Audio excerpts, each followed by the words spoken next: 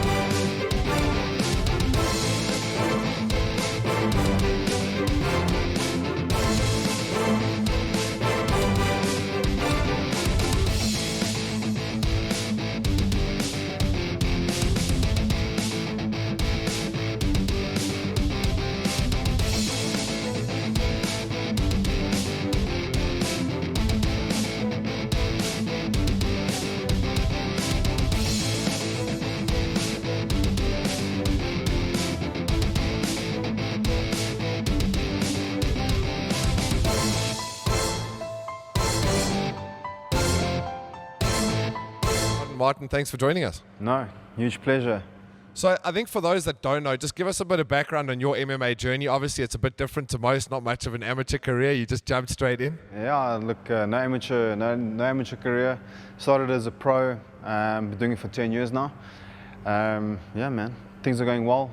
Started out as a middleweight, then a welterweight. Now I'm down to lightweight. Best I've ever felt, and I'm excited about this journey. So just give us a bit of that start for you, where you started fighting pro MMA. Obviously that happened in Durban, where you're originally from. Tell us what that was like, what the promotions were like back then. Yeah, compared to what it is now, it's chalk and cheese. But the promotions back then, fighting a marquee on the beachfront, in a tent, in a boxing ring. That was for a good few years until guys started getting cages and stuff. Then I started fighting for Fight Force, and they had a cage, proper 9-meter cage, which was awesome. Made us used to that type of surroundings and environment to compete in. And then I signed with the EFC, and I think I've been in the organization now about 6 or 7 years. And yeah, had 2 title shots and just crowned lightweight champion 2 months ago. So yeah, things are going well, man. So obviously that was a long journey for you with the EFC as well. You're obviously one of the most experienced guys that fights in that organization. As you said, two shots at the belt and then finally winning it. Telling us what was like to finally get that strap around your waist. Yeah, man, it just shows you, I had 2 shots at the welterweight title. Just came short on both occasions, just came short, and that's what inspired me to move down to lightweight. The guys are carrying extra weight, extra size at welterweight. I'm not a big guy for the weight at all. So lightweight, my frame's better suited, and it's been good. It's been a four fight winning streak with 4 knockouts. So why not? Yeah, and obviously the first question everyone asked when you dropped was, would you be able to keep your knockout power? And obviously that didn't go anywhere. 100%. Yeah, I think a lot of people worry about that, myself included. And after having the first fight winning by KO, and then now another 4 in the trot, so proof's in the pudding. Yeah, and as we say, you got the bully beef cans at the ends of your arms. There's no weight in those. It helps. Yeah. And then just give us a bit of background also on what do you do when you're not training, when you're not in the cage? What does Martin do to kind of relax and shut down a bit?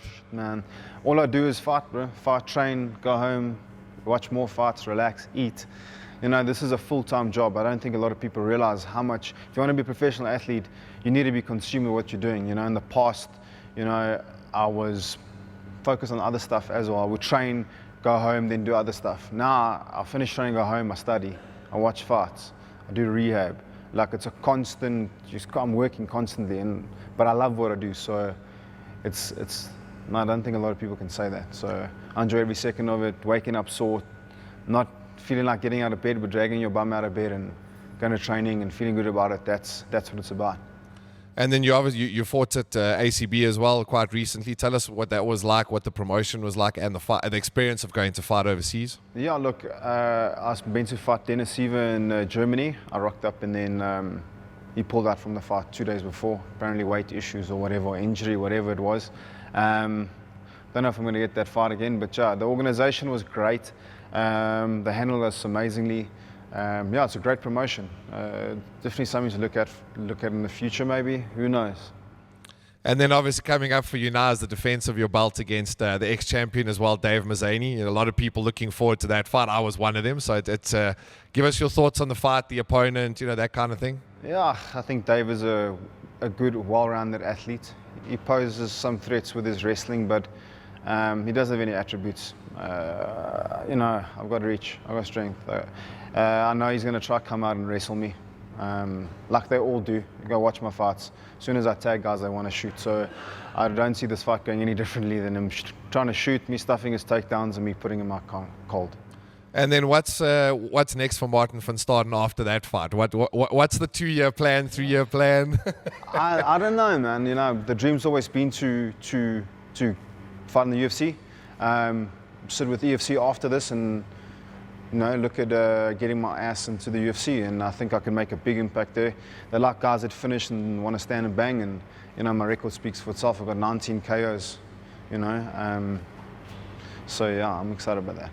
Well, Martin, we look forward to seeing it again. I'm sure we'll chat to you again after your fight with Dave, and let's see where the career goes from here. Thank you, man. Appreciate it. Perfect. Thank you. Well, there you have it, guys. One of the most famed knockout artists in South African MMA, Martin van Staden. Catch him at EFC on the 11th of August defending his belt. Here we go.